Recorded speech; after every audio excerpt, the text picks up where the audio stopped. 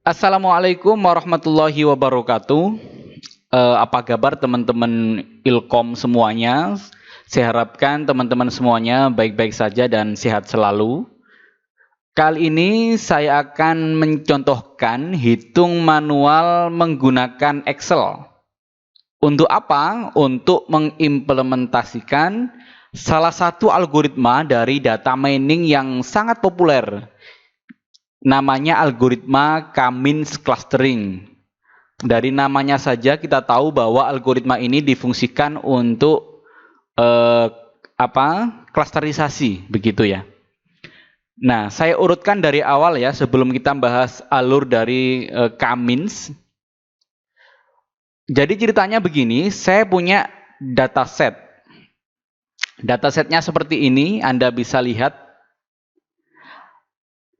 Di dataset ini ada sekitar 150 record atau jumlah baris pada data. Dari data ke 1 sampai data ke 150. Ada 150 data. Seperti ini. Nah, kemudian dataset ini memiliki 4 fitur. Ada sepal length, sepal width, petal length, dan petal width. Ada sepal dan petal. Ini kosakatanya asing karena berasal dari bahasa Latin. Sepal dan petal. Nah, ini namanya fitur, teman-teman. Fitur itu kalau dalam bahasa awam kita manusia itu namanya parameter atau indikator. Dalam bahasa data mining atau machine learning, di dalam dataset itu ada yang namanya fitur. Nah, fitur ini juga dikenal sebagai atribut dari data. Jadi kalau ditanyakan atributnya ada apa saja, jangan bingung. Jadi atribut itu sama dengan fitur atau sama dengan parameter atau indikator. Nah, kemudian dataset ini juga memiliki kelas. Kelas itu berarti hasil penentuan berdasarkan fitur atau berdasarkan parameter. Atribut atau fitur dalam dataset ini ada 4 tadi ya, ada sepal length, ada sepal width, ada petal length, dan petal width. Sementara kelasnya ada 3. Ada iris setosa, ada iris versicolor, dan ada iris virginica. Jadi kalau saya bahas iris, itu teman-teman jangan membayangkan iris pada bab anatomi tubuh manusia. Kan ada itu bagian dari mata yang namanya iris. Bukan itu yang dimaksud. Jadi iris yang dimaksud di sini adalah nama bunga. Iris adalah nama bunga. Di sini bunga iris itu dipecah jadi 3 kelas, iris versicolor, iris setosa, dan iris virginica, begitu. Nah, bagaimana cara mengindikasi perbedaan masing-masing bunga iris ini? Jadi bunga iris ini dibedakan berdasarkan fitur tadi, sepal length, sepal width, petal length, dan petal width. Apa itu sepal dan petal? Kalau tidak salah ya, sepal itu artinya kelopak bunga, itu sepal. Kemudian petal itu mahkota bunga. Kalau Anda masih belum paham apa itu kelopak, apa itu mahkota, jangan tanya saya, tanya teman Anda atau guru biologi Anda lah, begitu. Intinya begitulah, ada sepal, ada petal, ada kelopak, ada mahkota.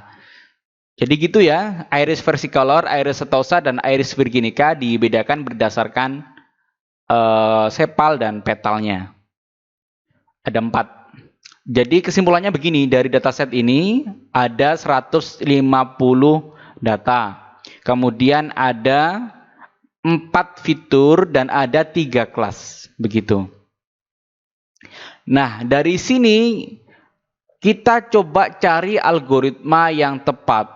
Nah, sebenarnya dengan data ini kita bisa bikin implementasi algoritma klasifikasi. Ini sangat bisa. Kenapa bisa diklasifikasi? Karena sudah ada kelas. Jadi sistem tinggal diajari aja. Kalau datanya data ke 1 namanya iris, kalau datanya kesekian namanya apa, namanya apa. Namun kali ini kita coba mengimplementasikan algoritma yang lain, yaitu algoritma jenis klasterisasi. Klasterisasi ini beda dengan klasifikasi, teman-teman. Kita menggunakan K-means. Nah, jadi K-means ini algoritma yang populer untuk klasterisasi. Bedanya apa? Jadi begini, eh, algoritma dalam data mining kalau secara garis besar ya, dibedakan jadi dua, ada algoritma yang supervised, ada yang unsupervised. Maksud dari supervised itu adalah terawasi. Terawasi dalam hal apa? Jadi algoritma itu diberitahu, ini loh kelasnya, ini fiturnya. Begitu. Jadi terawasi. Kalau fiturnya ini, kelasnya ini, begitu. Namun, K-means ini termasuk dalam kategori unsupervised atau tidak terawasi. Kenapa? Karena K-means ketika bekerja tidak membutuhkan kelas, cukup fitur saja. Itu yang membedakan antara supervised dengan unsupervised. Jadi bisa saya ulangi, kalau supervised itu dia memerlukan fitur dan juga kelas. Sementara kalau unsupervised seperti kami sekarang tidak perlu kelas tapi hanya fitur saja. Loh Pak, kalau tidak perlu kelas kenapa di sini ditampilkan ada kelas? Ini ditampilkan untuk apa ya? Mengevaluasi sistem lah. Untuk menghitung akurasi dari K-means. Itu kita harus tahu kelasnya. Nah, jadi K-means ini teknik data mining yang membagi-bagikan data ke dalam beberapa kelompok. Jadi data itu dibagi ke beberapa kelompok berdasarkan klaster. Jadi kelompok ini bisa disebut klaster juga. Yang tiap klaster dapat ditempati beberapa anggota secara bersama-sama. Jadi begitu. Seperti ini ya, ini bisa disebut klaster Iris setosa. Ada klaster versicolor dan ada klaster virginica. Jadi kita ingin membagi klaster. Nah, berhubung datanya sudah jelas ada 3 klaster, ya lebih mudah begitu. Tinggal nanti K-means-nya membutuhkan input fitur saja. Melalui fitur-fitur ini secara otomatis K-means akan membagi berdasarkan klasternya. Jadi data 1 masuk klaster apa, data kedua masuk klaster apa, begitu. Langkah-langkahnya seperti apa? Yang pertama adalah menentukan jumlah klaster data. Nah, berhubung data kita jelas, ini mudah. Jelas karena kita sudah punya kelasnya. Akan lebih sulit kalau data kita itu tidak memiliki kelas, hanya ada fitur. Apakah dimungkinkan? Sangat dimungkinkan. Justru dalam hal ini, K-means sangat bermanfaat karena dengan data yang tanpa kelas itu, K-means akan membuat klaster secara otomatis. Jadi membentuk kelas otomatis begitu. Nah, berhubung data kita sudah punya kelas, jadi kita gampang menentukan jumlah klaster data. Berapa klaster data kita? Klasternya ada 3, Iris versicolor, Iris setosa, dan Iris virginica. Kemudian langkah kedua adalah menghitung nilai pusat klaster. Oke, nanti pusat klaster ini random ya. Kita coba menentukan salah satu data sebagai pusat klaster. Kita terapkan nanti. Kemudian yang ketiga adalah menghitung jarak data dengan pusat klaster sentoid. Nah, berhubung ini menggunakan jarak, kita pakai algoritma lain untuk algoritma jarak atau algoritma distance. Yang paling terkenal adalah algoritma Euclidean distance untuk menghitung jarak antar data. Jadi kita pakai itu aja. Menggunakan Euclidean distance. Bagaimana cara menerapkan Euclidean distance? Di video yang lain kalau tidak salah saya sudah pernah membahas. Bahkan ada contoh codingnya pakai pemrograman Java. Coba Anda cari video itu, cari aja di YouTube Ilkom Unu Blitar. Yang keempat adalah mengelompokkan data berdasarkan klaster. Yang kelima, tinggal diulang saja. Diulang saja langkah kedua hingga perulangannya berhenti. Jadi kriteria perulangan berhenti adalah ketika hasil pengelompokan data itu sama antara hasil iterasi atau perulangan ke N dengan N-1. Kalau sudah sama berarti ya udah selesai perhitungannya. Proses klasterisasi selesai. Baik, kita mulai ya. Bismillah, semoga paham. Ini langsung saya implementasikan ke Excel biar lebih mudah.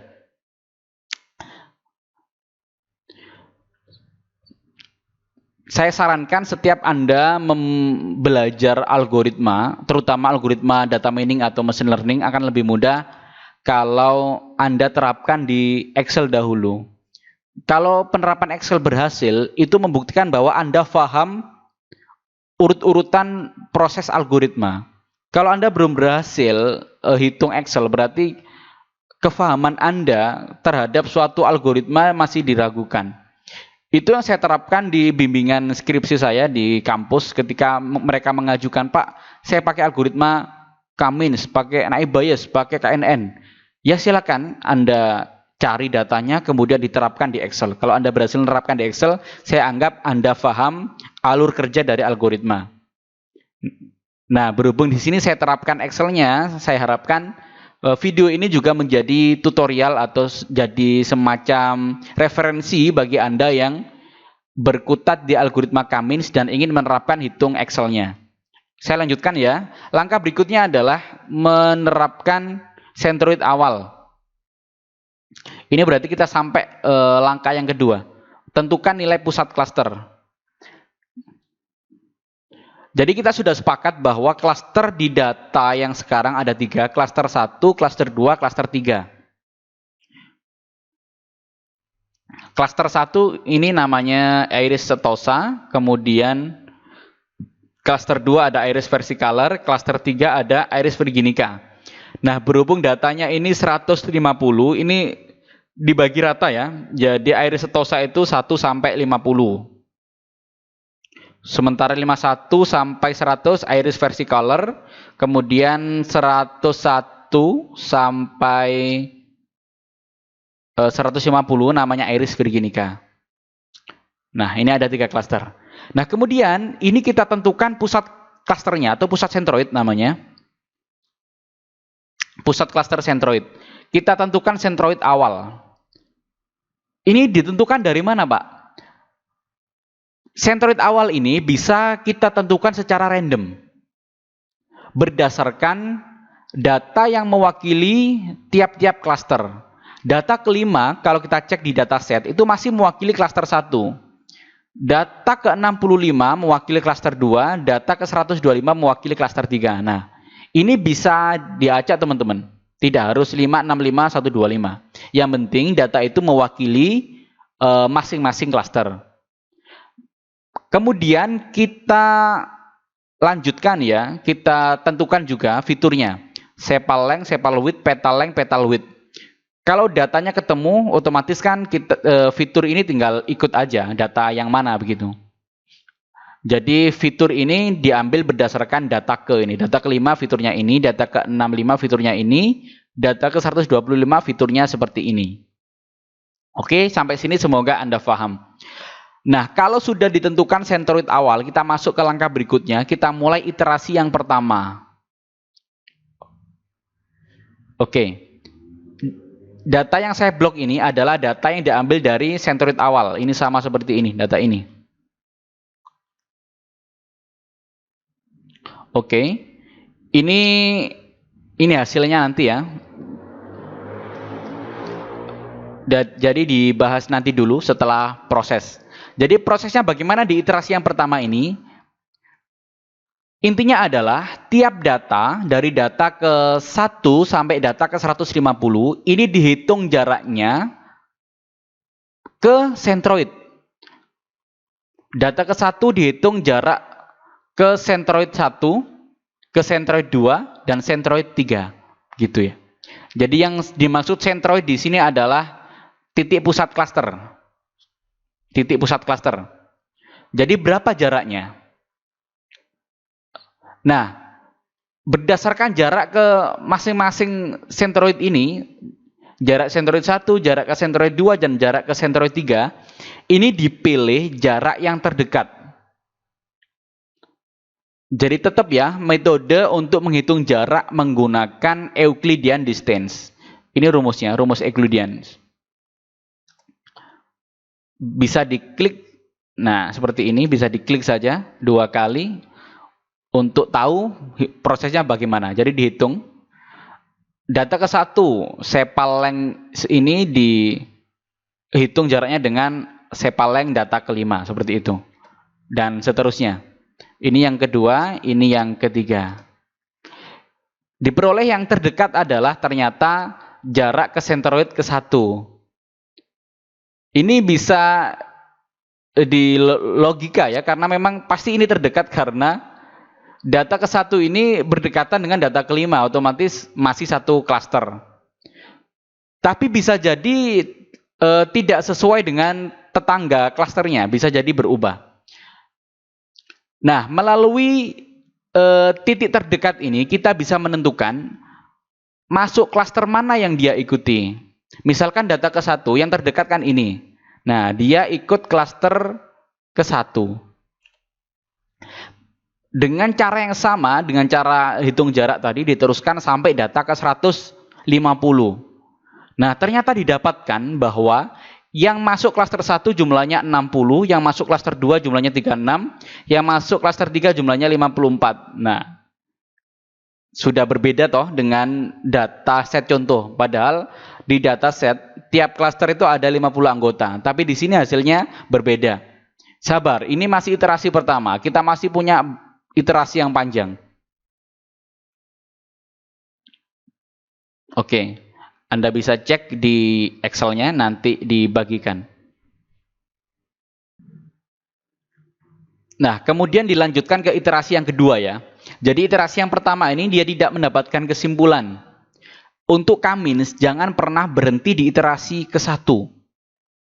Minimal 2 iterasi lah.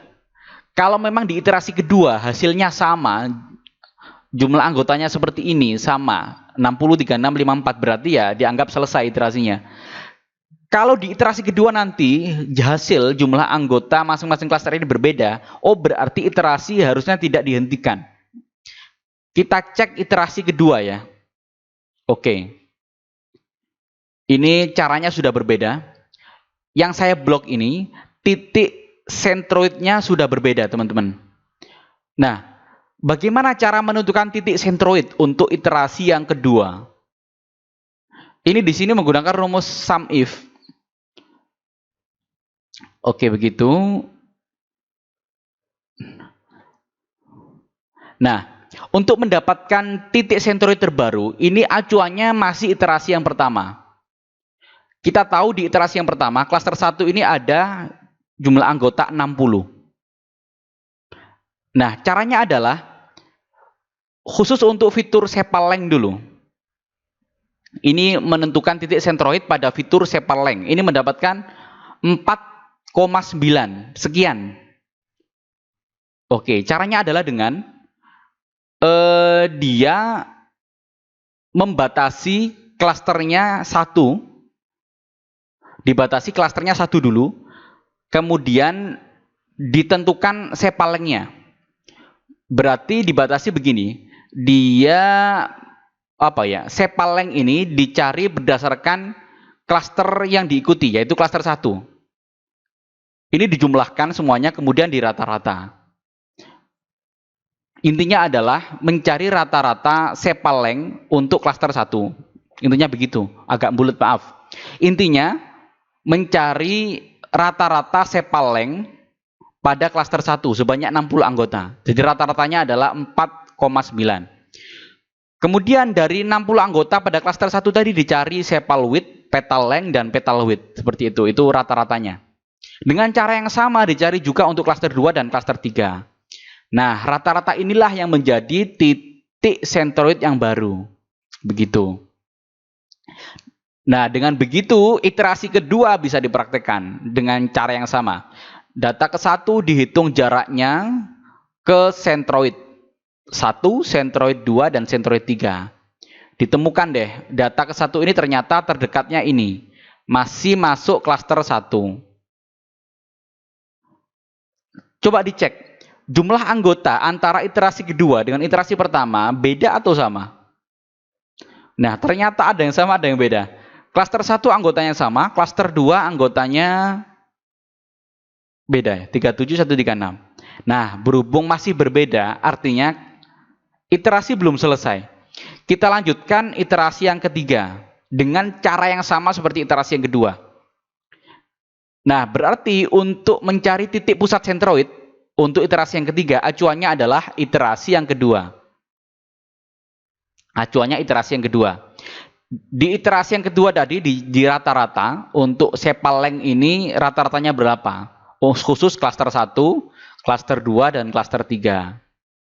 Berarti rata-rata dari 60, rata-rata dari 37 anggota, rata-rata dari 53. Itu untuk mencari titik pusat sentroid. Nah, iterasi ketiga ini dicari jaraknya seperti yang iterasi kedua tadi, akhirnya ditemukan deh. Jumlah anggotanya masih berbeda. Untuk klaster 1 masih 60, klaster 2 berbeda 42, klaster 3 masih berbeda 48. Berarti kita lanjut ke iterasi keempat. Iterasi belum selesai. Nah, berdasarkan iterasi keempat ini ternyata jumlah anggota beda lagi. Yang satu tadi 42, 148, yang iterasi keempat 47 dan 43. Oke, berbeda ya. Lanjut lagi ke iterasi yang kelima. Nah, klaster 1 60, klaster 2 50, klaster 3 40. Saya nggak mengulang lagi cara untuk mendapatkan nilai titik sentroid karena caranya sama aja. Kemudian cara dalam iterasinya pun juga sama, dari iterasi data ke 1 sampai data ke 150, sama aja. Intinya dia menghitung tiap data ke pusat sentroid dan dicari titik terdekat. Melalui titik terdekat itulah kita tentukan dia masuk klaster mana. Oke, berarti iterasi kelima ini belum berhenti. Kita coba cek di iterasi keenam. Nah, ternyata masih berbeda. Nah, berbeda ya. Iterasi 5, ini iterasi ke-6. Kita lanjut ke iterasi yang ke-7. Nah, ada kesimpulan ternyata di iterasi ke-7. Jumlah kelompok data iterasi ke-6 ini sama dengan jumlah kelompok data iterasi ke-7. Klaster 1 jumlahnya 60, klaster 2 52, klaster 3 38. Ini klaster 6 dan ini klaster 7. Oh, berarti sama. Untuk menguatkan bukti, kita coba mengiterasikan lagi sampai iterasi yang ke-8. Ternyata iterasi ke-8 ini jumlah anggotanya masih sama. Seandainya ya, di iterasi ke-8 ini jumlah anggotanya berbeda, maka iterasi jalan terus lagi. Sampai sama. Harusnya kalau datanya memang bagus ya, K-means itu kalau sudah sama antara iterasi ke N dengan N-1, harusnya N plus 1 itu juga pasti sama datanya. Maksudnya jumlah anggotanya sama. Nah, berhubung di iterasi ke-8 ini, jumlah anggota antara iterasi ke-6, 7, 8 ini sama, maka iterasi dihentikan. Begitu. Nah, berhubung iterasi dihentikan, maka kita bisa tahu hasilnya. Dari data ke 1 sampai data ke 150 dia masuk ke klaster mana. Lupa kok berbeda Pak dengan dataset. Padahal di dataset tadi kan jelas. Jumlah anggota klaster 1 50, anggota klaster 2 50, anggota klaster 3 50. Kok hasil klasterisasinya berbeda? Ya enggak masalah. Enggak masalah berbeda karena memang kan fiturnya mirip-mirip. Yang kedua, kalau hasilnya berbeda, tinggal kita hitung aja akurasinya K-means berapa antara data ke mana? Data ke 1 pada dataset dan data ke 1 pada hasil. Ini bisa dicari.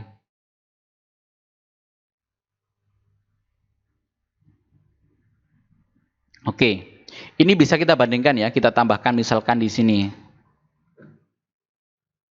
Agar lebih jelas, ini coba saya tambahkan klaster pada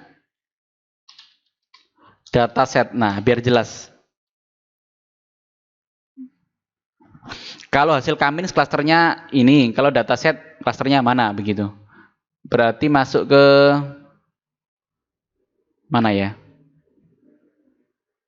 Bentar.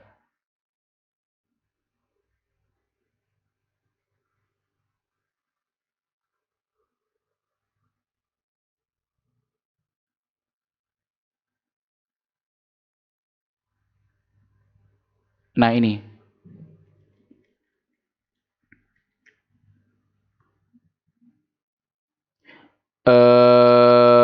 sheet-nya dataset, kemudian kolom G.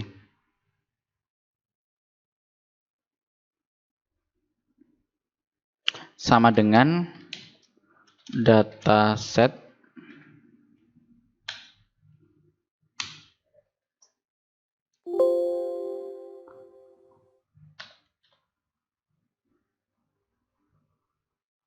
keliru. Ini harusnya. Sama dengan dataset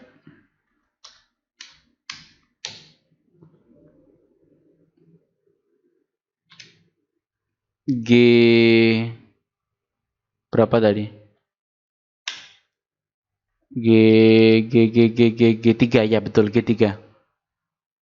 G3. Ini kita, nah seperti ini. Nah, padahal tadi kan kita sudah mendefinisikan ya, iris setosa itu 1, iris versicolor berapa, iris virginica berapa gitu ya. Ini kita buat rumus lagi. If dataset.g3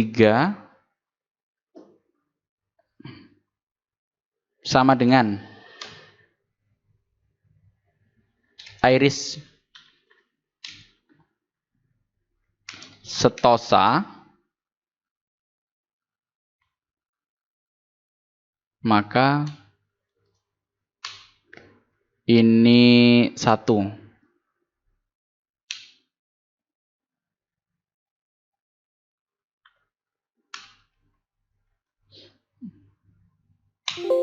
Loh, kok salah?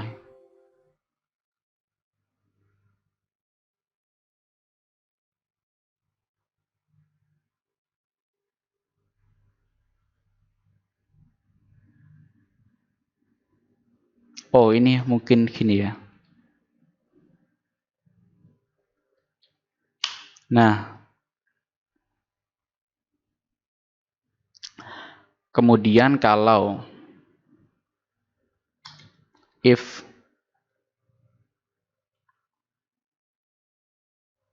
ini 1, nah kalau salah, if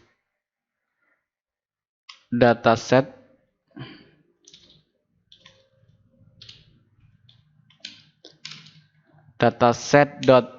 G3 itu sama dengan iris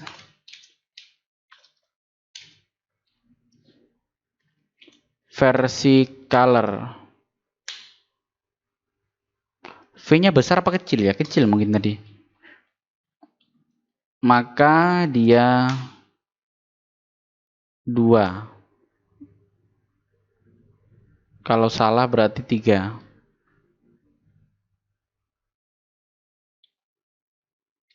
Nah, gagal lagi nih. Kita cek namanya iris versicolor. Oke, seperti ini.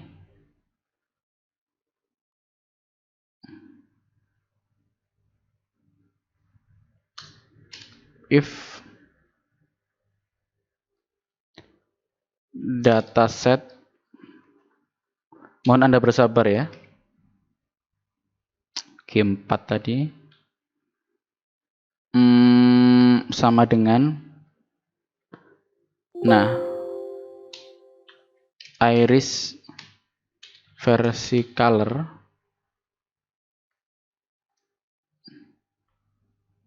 maka dia masuk 2.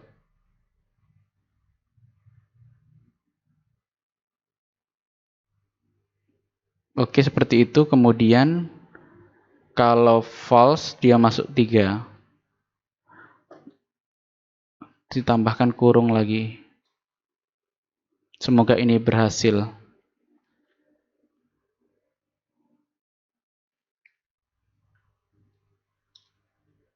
Oke, berhasil.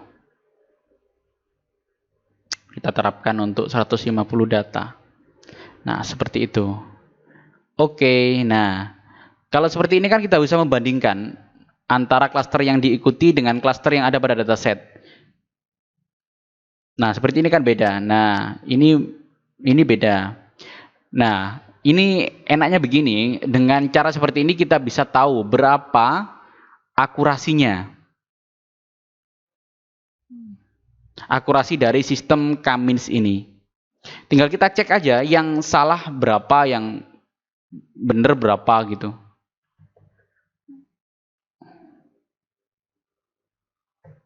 Hasil pencocokan.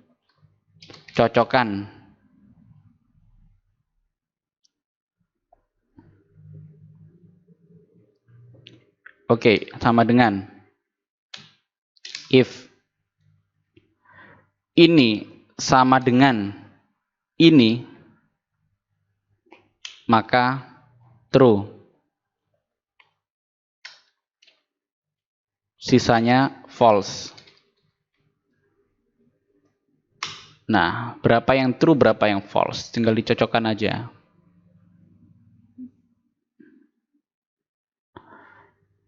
Nah, seperti ini. False berarti tinggal di warna merah.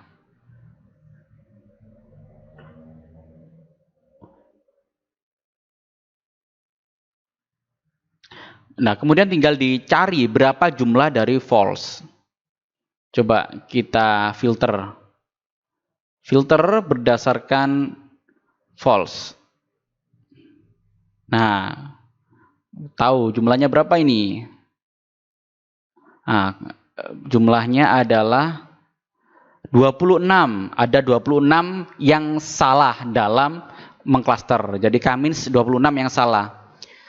Kalau 26 salah, yang betul berapa? Oh, berarti ada 124 yang betul.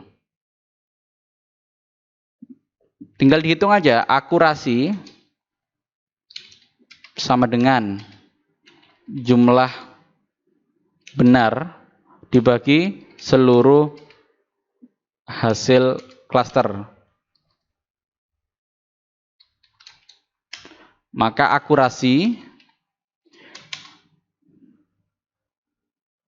berapa jumlahnya? Ini sama dengan berapa? Kalau yang bentar, ini yang hasilnya berapa tadi? Bentar. False, jumlah false-nya adalah 26. Berarti ada 124 dibagi 150 dikalikan 100%. Nah, kok nggak bisa? Belum ada sama dengan. Nah, ada 80% akurasi ini. Coba di format cell. Ini percentage.